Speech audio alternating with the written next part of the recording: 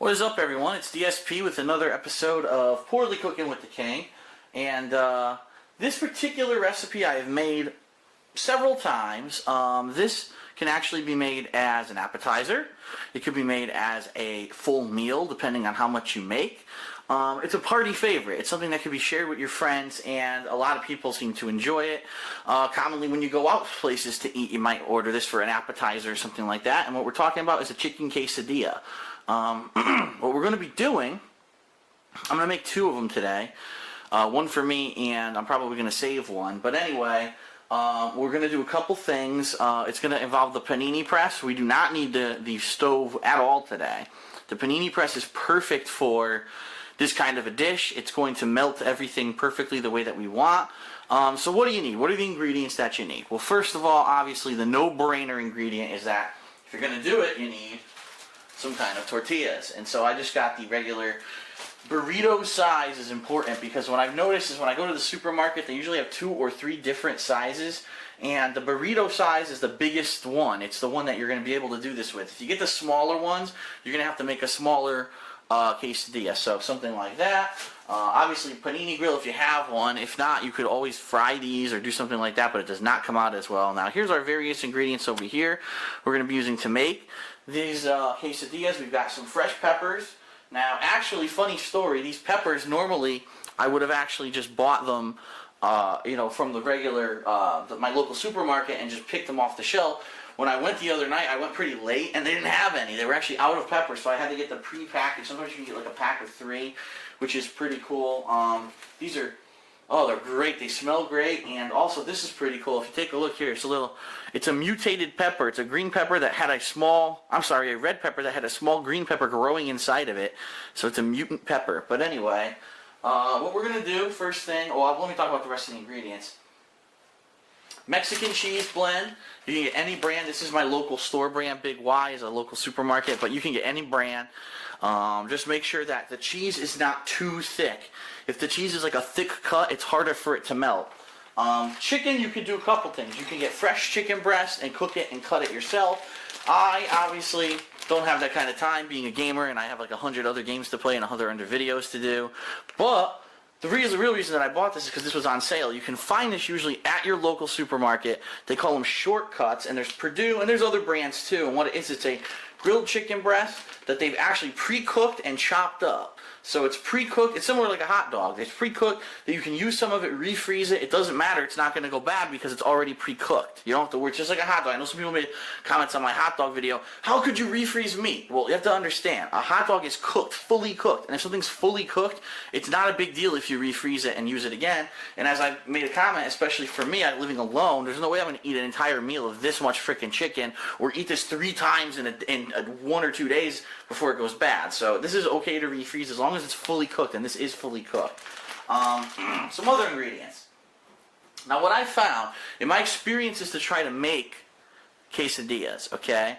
I tried to simulate what the sauce was that they put on these quesadillas if you go to, say, Taco Bell. Because you can get steak or chicken quesadillas at Taco Bell. I found that first it was a ranch. It's a ranch variation, I believe, but I think it's either a chipotle sauce or what I found is a spicy ranch kind of a dressing like this. Actually, is really close to the flavor of what I found when I went to, say, Taco Bell and got their quesadilla. I'm sure every single restaurant does it differently and has their own recipe, but for me, I found any kind of like a ranch or spicy ranch variation is usually what I want to use as a sauce on there. So, like I said, fresh peppers.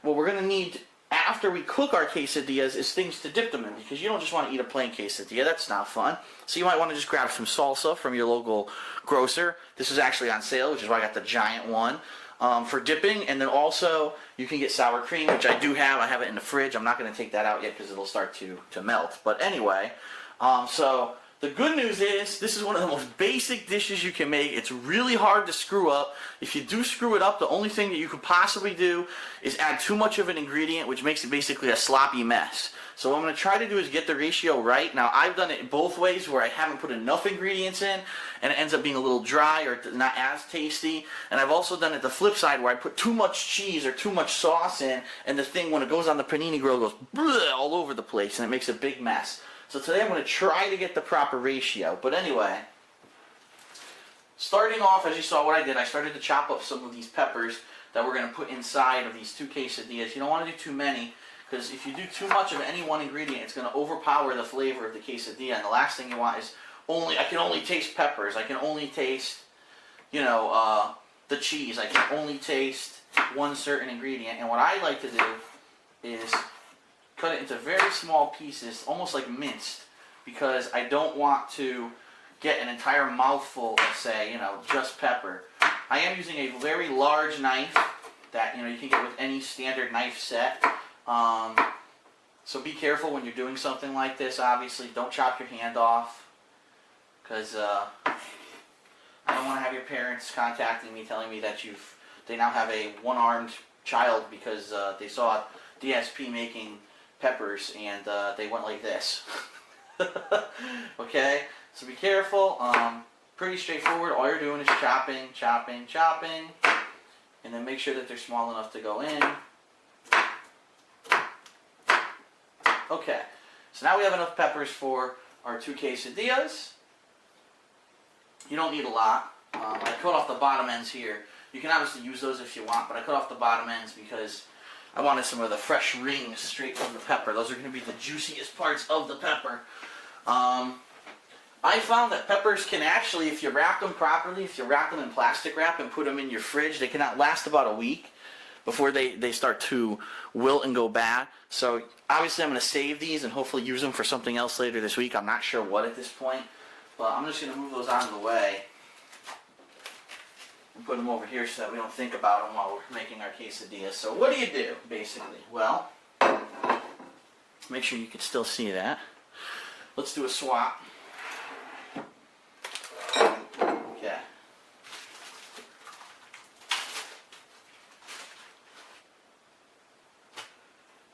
Tortilla number 1. It's actually kind of small. I'm surprised. I wonder if that's just a midget. It is a little small compared to that one. Doesn't matter. We're going to make 2 anyway.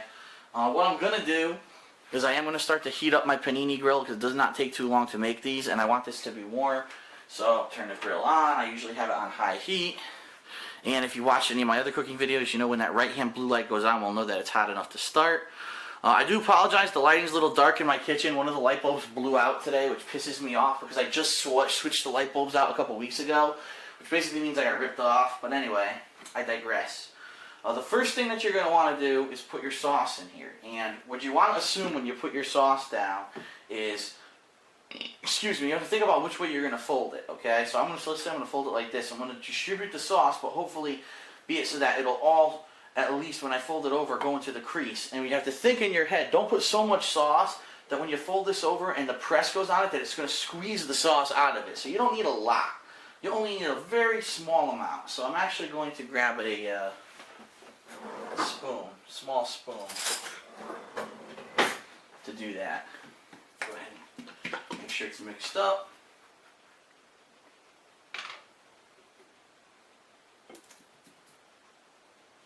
See, a very small amount. You spread it all over your tortilla like so. Make sure there's some good coverage and flavor on there. You might want to do a little extra down the center, like so. So that way there's a little bit more in the center. Okay, now, well, I won't count that, I'll leave it like this. So I'm going to go back to it. Next goes your chicken. Well, actually, let me take that back. You can put a little bit of a sprinkling of cheese down first, because that'll be the cheese that'll melt against the tortilla. Most of these cheeses now have a zip closed bag, so you don't waste the cheese, obviously. Now, here you go. A light coating, just a light coating of cheese. Now your chicken. And the way that these work is that they're actually the same thing. They're zip packaging, but they could be a pain in the ass to get it open initially if they didn't do like a dotted perforated line properly. And I find more often than not these days they don't do that. So it's looking to me like I'm going to have to do is either cut it, because they never open. They never freaking open. They don't know what they're doing. So yeah, easy tear. Tear here, but they didn't put a perforation on the bag. So how is it easy tear if they forget to put the dots on the bag to rip it off easily? It's not, you fuckers. I hate that. easy tear, but you have to actually put the tear line on there to do it, and more often than not these days I find they don't. So here we go, we're just going to cut the damn thing to get it open. Idiots. Okay. Alright, so there we go, we're open. We have our chicken. Get this out of there. We're going to do a line of chicken here. Like I said, this is pre-cooked. It does not have to be washed. It's ready to go. It's ready to go inside of your quesadilla. So we're going to basically line one side of this with the chicken, because remember, you're going to flip it over. You're going to fold it over. So we got some pretty good coverage with chicken. Toss some peppers in there. Spread them out so you don't get too many of one kind of pepper in one bite. Very basic, as you can see. I'm going to put a couple more smaller pieces of chicken on top, like that. And then we're going to put some more cheese on top of it, because that's the key, is that you need to get the cheese to melt. Okay, now see how easy that was. That was nothing complicated whatsoever. Anyone can do that. You fold it over like so. And you have quesadilla number one ready to go on the grill. So we're going to whip through one more. Get our sauce. Oh, of course, too much sauce comes out. So this one's going to be messy. What can I say? Just my luck. Well, actually, you know what? This might be fine. I might be able to spread it out enough. And I won't put any extra in the middle like I did with the other one. I think we're good. That's good. Okay, good coverage. Okay, what a mess this is right now. Ugh.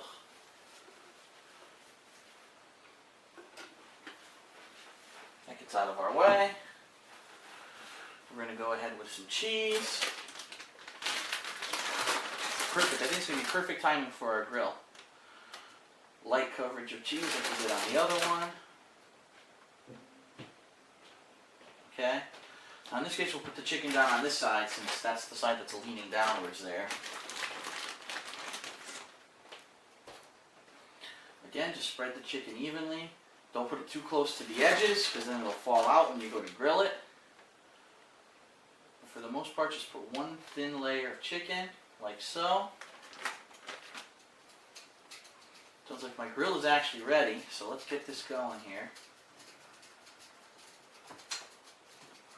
Green peppers, red peppers. Spread them out. Okay. Now a little bit more cheese on top.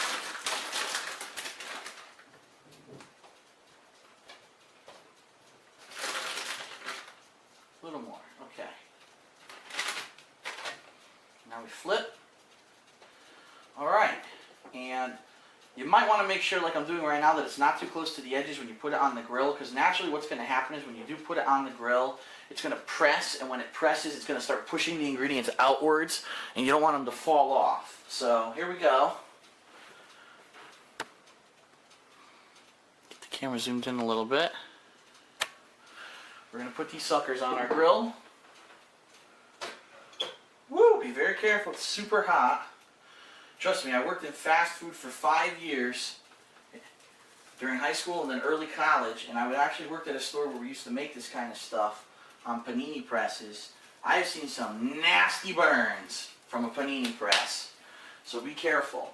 So what we're going to do, just like we did with the other thing that we cooked on our panini press, when you push it down, you usually use a spatula to angle it so that when it goes down, it presses it firmly.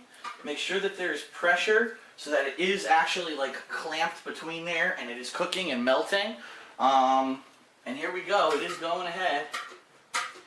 To be completely honest, this quesadilla is going to be better than one that you can get at like Taco Bell, because we put other ingredients in it. We put some healthy peppers in there. Taco Bell, good luck trying to get them to put anything in there besides cheese and their whatever their dressing is. I don't even know if it's, like I said, if it's spicy ranch or not. It's probably some custom-made concoction with 5 zillion calories, I'm sure. Remember, you can put any kind of sauce in there that you like. You don't have to put sauce in there if you don't like, but then understand it's just going to be cheese and chicken and whatever else you put in there. I like it because I put a little bit of sauce because it gives it a little bit more of a, what's the word I'm looking for? It's not dry, let's put it that way. It's not necessarily wet, but it's not a dry quesadilla. Alright, so my chicken, I've sealed it. It has a vacuum seal. I made sure here that all the air's out of it. I'm going to refreeze it, probably make quesadillas next week with this.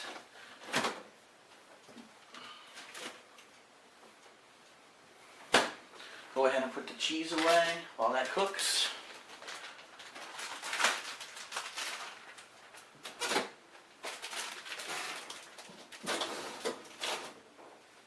The dressing I'm putting away.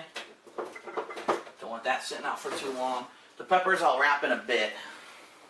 After I'm done cooking this, I'll wrap the peppers up, but I can clean up the little leftovers we've got.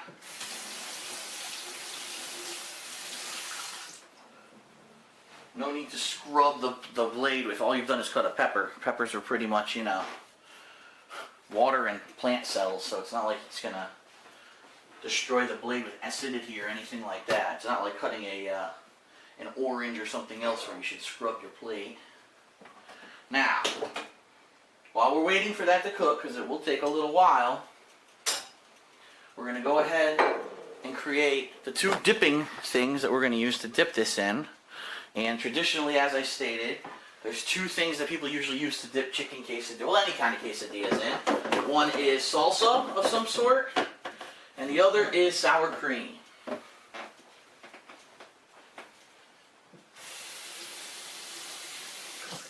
Just rinsing off my cutting board so I can dry it off and put it away. Always use some kind of a cutting board when you cut vegetables or fruits. It doesn't have to be wood, an official cutting board like this. I've seen very small, very thin ones made of like a rubberized plastic. You don't want to be cutting on your counter. You'll destroy the damn thing. I've seen a lot of counters with giant nicks in them. I was like, how the hell did you do that? Oh, I was cutting on it. What? Why would you do that? Why would you destroy your countertop? So what you're hearing is a sizzle. And what that is, as I said, what happened, as this cooks, the ingredients are pushing to the edges of the quesadilla, and a little bit of the sauce that was on there just dribbled out the side. So it's going to happen. You're going to hear some sizzling from the cheese and the sauce as it spreads itself out. But what we're going to do now, I'm going to get the sour cream, and we're going to basically do a plate of the two things that you dip this guy in. There it is. Fresh sour cream too, I haven't even opened it yet.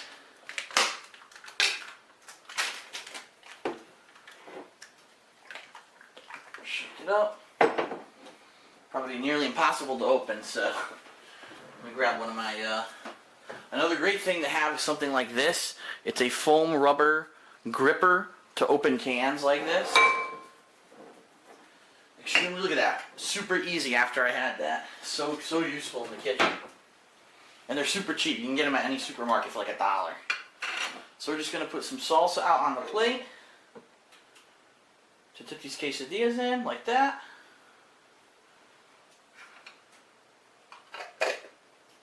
And then we're going to put some sour cream out.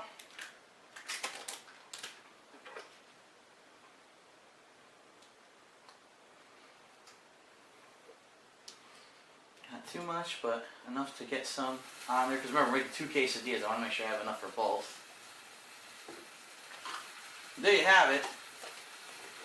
I love a good salsa. It smells. I do like Tostitos salsa for whatever reason. I don't know. I guess it is kind of my favorite. I've had others and I'm like, Tostitos seems to have a lot of good ingredients in it. That it has some good flavor. Sounds like our quesadillas are almost ready. Let's take a look. First I'll give them another push. That sounds good.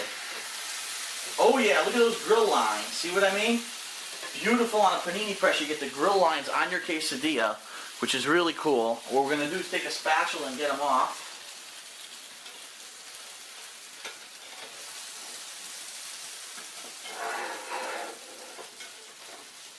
Turn off the grill here.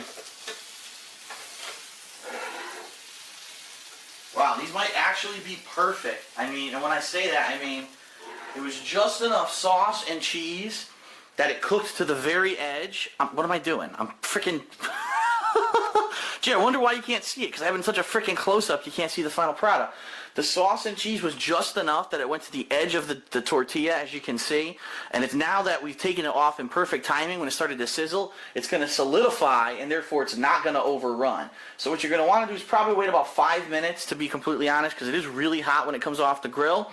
Then you could take a simple knife and you cut it into 4. So 1, 2, 3... 1, 2, 3, and each piece is 4 triangular pieces. And what you do is you take those pieces and you dip them into your sauces. So you can get some salsa on one, you can get some sour cream on one.